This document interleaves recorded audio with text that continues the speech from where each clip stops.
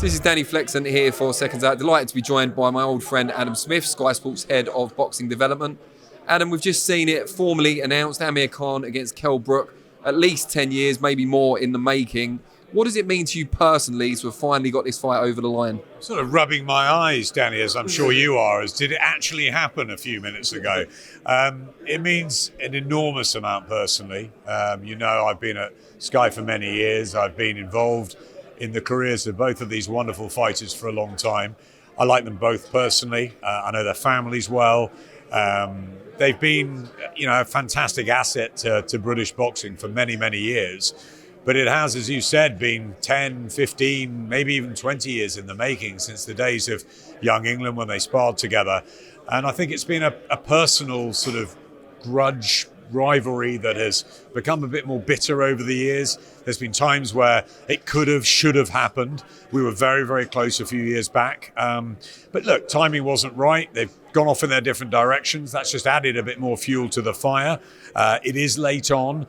Would we have liked to have seen it earlier? Yeah, of course. We'd like to have had 2 or 3 of them, but we haven't, and we've got this. And I think it's brilliant that after all the fights that don't get made, the Hatton Witters, the Calzaghe Frotches, the Lewis Bows, huge amounts of fights that you never see. I think it's great in a short window of a fight career that we finally get this fight that everybody wants to watch because they want to know who's better. I mean, so many people have said Amir will beat Kell. So many people I've spoken to say Kell knocks out Amir. It's changed over the years, the perception of who will win and how they win. And I think now they're at a stage where both are more vulnerable, both have got the experience, both are not what they were, but they've still got incredible skills, they've got firepower, and they've got, Danny, real fire in their belly for this. This is a personal feud. I think already, as you can see, they're well into training.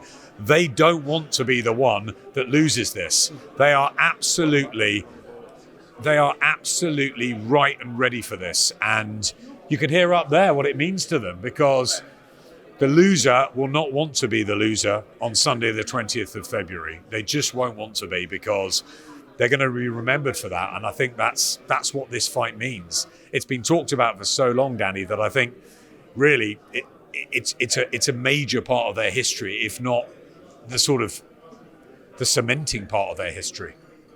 Now, you've been subject or party to the negotiations previously to this and now. What do you think has been the key things that have pulled this over the line this time around, where it couldn't be made before? I think they need each other. That's one thing. I think they wanted each other before both of them sort of sail into other things. I think they both felt that the British fight fans deserve this fight. I think that, Frank Warren nearly made it, Eddie nearly made it. Ultimately, there were difficult times for the negotiations in the past. I remember we were very close and Amir decided to go off and fight Canelo and there was and then Eddie brought them together and he had Amir on a 3-fight deal and I thought that was going to make it. I think basically just, how boxing works and the politics and the maneuvers and then they get the big fights with Crawford. It just hasn't happened. I think that it just needed both teams to sit down and realise they want each other, they need each other, they deserve each other at this time, and the fans, the British fans, want it. I mean, I was adamant all the way through that it had to happen in Britain, which they were all over. And I think, it's a fight. We've seen a lot of fights go abroad. I think this is a British rivalry. This is something that we need settled in Britain. I really always hoped it would be Manchester, so that's great. I think just maybe some concessions on both sides, everyone wanting to make it happen more than ever before, universally a sort of push towards it, but still it was extremely difficult.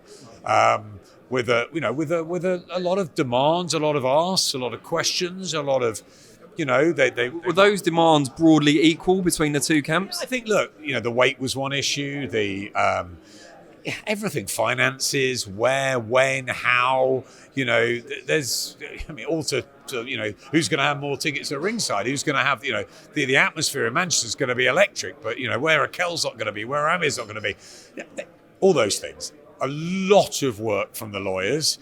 a great deal of work from Sky and from the parties, from Team Khan, from Team Brook, from everybody. And Boxer did a great job. Ben did a great job of, sort of knitting it all together. Ben, Johnny Wish, everybody. And I guess I was a little bit of a sort of middleman in a way, because I sort of was almost getting the fighters saying to me, when's this happening, what's happening? And I sort of stepped back and let the sort of, the financial guys sort of crunch the numbers and make it all work. But I just sort of stood back, and I was there in case the fighters, because there was a time where I thought, are we going to lose this? Is this going to happen? But they always wanted it. And I think I was always pretty certain that at the end of the day, they would sign, because I think neither of them want to finish their careers without this fight.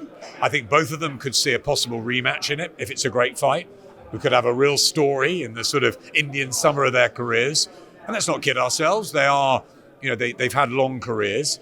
But I think Kell still feels he's very much still, one of the great welterweights in the world. Amir does as well. He's obviously got a lot more interest now outside of it. But I think this is a fight that burns inside them. And I think, as you saw up there, this is a fight that's going to get the two of them training harder than ever. And I think they're going to give everything they've got on February the 19th, because it's a winner-takes-all sort of affair, because, the bragging rights, the pride, the machismo in the north of Britain, around Britain, anywhere, their names are synonymous with each other. You ask Amir, it's like, when's he fighting Kell? You ask Kell, when's he fighting, they've gone sort of hand in hand. They've been like dance partners without coming together to dance. Now they don't dance, they fight, and they fight hard. And that's what they're going to do on February the 19th. Now, you're confident it's going to be a sellout at the Manchester Arena. How do you feel it will perform on Sky Sports box office? I'm very confident, because I think it's a fight people will watch. I think it's a fight that you want to say you've seen it. We've waited for so long. I think box office events are special, and I think this is a special night. There'll be some people who say we should have seen it before, of course. There'll be some people who say, why are we seeing it now? Well, the reason is we've made the fight, and the fight has taken this long to make. But it's happened. It's been made in 2021. It is happening in, 10 weeks, 11 weeks? February the 19th, 2022 will be the date in Manchester. And finally, we get the truth in the ring that we've all wanted to see as fight fans. Who's better? Because they've both been great, haven't they? They've both been world champions. They've both been beaten by the elite fighters, the Crawfords, the Canelos, the Spencers. No disgrace in any of that. I always said when Ricky Hatton fought, Mayweather and Pacquiao, no disgrace in losing to the two best fighters of our generation. No disgrace at all. He had an amazing career, multi-weight world champion, incredible support and all of that. I think Amir and Kell have both had fantastic careers, but I think deep down, inside them, has been something that's been, I think it's really just been itching away at them for many, many years. And I don't think they would have liked to have gone out without fighting each other, the pair of them. And I mean that. I think they both wanted this as much as each other. So I say they need each other. I think they need each other because the families, their friends, and their fans need to know. And we're going to find out. Would you have regretted it as a part of your own personal legacy if you'd never staged it? Yes, definitely. I think absolutely. Lewis Bowe and that chance was probably, young in our careers, Danny, before our time really. Hatton and Witter again, but coming into it, probably this one fight, I think if it had got away, I would have thought we should have, could have, and didn't, and we let the fans down. So, like to have had 2 or 3 of them by now. We don't. We've got this one. We might have 2 or 3 in the future. Let's enjoy this. They're both in their mid-30s. They're both cracking fighters. They've both been at top level. They're former world champions. They're the best welterweights in Britain. And it's a 50-50 fight. And I cannot wait. I love a story, Danny. As you know, I love a narrative. I love a tale. I love grudge matches and rivalries when they're real. This is real. Nothing fake about this. People can say, they've got together because it's this stage of their careers. Yeah, they need each other. They need each other because they need to find the answers out. It's a personal duel. If it wasn't happening in the ring, maybe it would happen on the cobbles or in a car park between Bolton and Sheffield. It's not. It's happening in the AO Manchester Arena, which is the right place for this fight. It's a fantastic stage, always has been for boxing. It's perfect. It's the Battle of the North. It's the Battle of the Roses, Lancashire, Yorkshire. It's got everything. And as I said to you, no one knows who's going to win. Not even the fighters. They can say what they like up there. I'm telling you, I know them. Deep down, Kell Brook will be thinking at night, am I going to win this? And deep down, Amir Khan will be thinking, I've got to win this. They don't know. And that's the beauty of this fight still. And talking of grudge matches, we recently saw Liam Williams, Chris Eubank Jr. sadly postponed until January.